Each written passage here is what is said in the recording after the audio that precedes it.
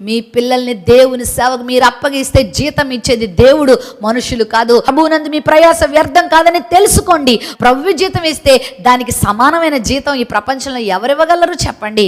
Billy గ్రహం గారు దేవుని సేవలోకి వచ్చినప్పుడు తన తోటి ఫ్రెండ్స్ అందరూ కూడా వచ్చి అన్నారట, నువ్వు ప్రపంచవ్యాప్తంగా చాలా మంచి పేరు సంపాదించావు, నువ్వు గనక అమెరికన్ ప్రెసిడెంట్గా నువ్వు పోటీ చేస్తే నువ్వు ఎంత గొప్పోడు అయిపోతావో తెలుసా, మరి నువ్వు ఎంత ఉన్నత స్థితికి వెళ్ళిపోతావో తెలుసా అని అంటే ఆ బిల్లీ గ్రహం గారు అన్నారట, అయ్యయ్యో ఇంత లేటుగా చెప్తున్నారేంటి, ఇంతకన్నా శ్రేష్టమైన జాబ్లో నేను చేరిపోయాను, ఇంతకన్నా శ్రేష్టమైన ఉద్యోగంలో నేను చేరిపోయాను. ఏంటా ఉద్యోగం అంటే ఆయన సేవకునిగా ఉండే అర్హత దేవుడు నాకు ఇచ్చాడు. ఇంతకన్నా భాగ్యవంతమైన పని మరొకటి లేదు, ఇంతకన్నా శ్రేష్టమైన పని మరొకటి లేదు అని ఆ రోజు ఆ లోక సంబంధమైనటువంటి డబ్బుకి, లోక సంబంధమైన పదవికి, లోక సంబంధమైన కీర్తి ప్రతిష్టలకు దూరం అయ్యాడు.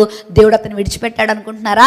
ప్రపంచవ్యాప్తంగా కోట్ల మందిని తన ప్రసంగాల ద్వారా ఆయన ప్రభావితం చేశాడు. అనేక దేశాలు తిరిగాడు, అనేక వర్గాల వారిని, జాతుల వారిని, మతాల వారిని, కులాల వారిని అనేక మందిని ప్రభు దగ్గరికి నడిపించే సాధనంగా దేవుడు వాడుకున్నాడు. ఆయన సేవ అంటే చులకనగా ఉందా?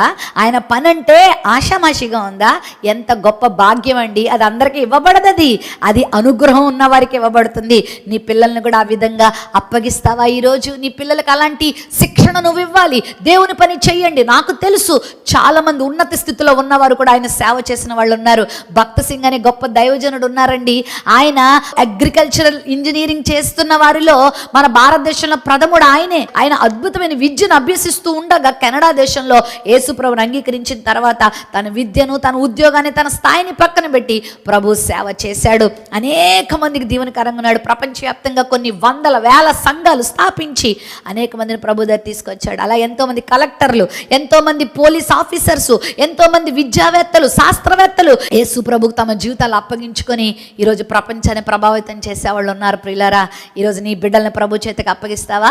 ఆయన చేతికి నీ బిడ్డలను అప్పగిస్తే వాళ్ళు పనికిరాని వారిగా మారరు. వాళ్ళు ఒకవేళ పనికిరాని వాళ్ళు అయినా దేవుడు వాళ్ళని పనికొచ్చే వాళ్ళగా చేస్తాడు. థామస్ ఆల్వా ఎడిసన్ని అందరూ బుద్ధిహీనుడు అన్నారు, తెలివి తక్కువడు అన్నారు. కానీ ఆ తల్లి తీసుకొచ్చి దేవుని చేతిలో పెట్టగా దేవుని వాక్యాన్ని నేర్పించింది. ప్రభువా ఈ బిడ్డ నువ్వు వాడుకో అయ్యా అని అప్పగించినప్పుడు ఈరోజు థామస్ ఆల్వా ఎడిసన్ ద్వారా ప్రపంచం వెలుగులోకి వచ్చింది. ప్రపంచం కరెంట్ అంటే ఏంటో తెలియని ప్రపంచానికి థామస్ ఆల్వా ఎడిసన్ ద్వారా కరెంటు బల్బు పరిచయం చేయబడింది.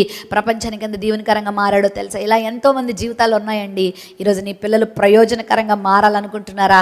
వారిని దేవుని సేవకులకు అప్పగించండి, దేవునికి అప్పగించండి, దేవుని సేవ చేయనివ్వండి. ఒకవేళ నువ్వు ఎలాగో చేయలేకపోతున్నావు, నీ పిల్లలనైనా దేవుని సేవకు ఇవ్వగలిగితే వారిని దేవుడు అద్భుతమైన మార్గంలో తీసుకు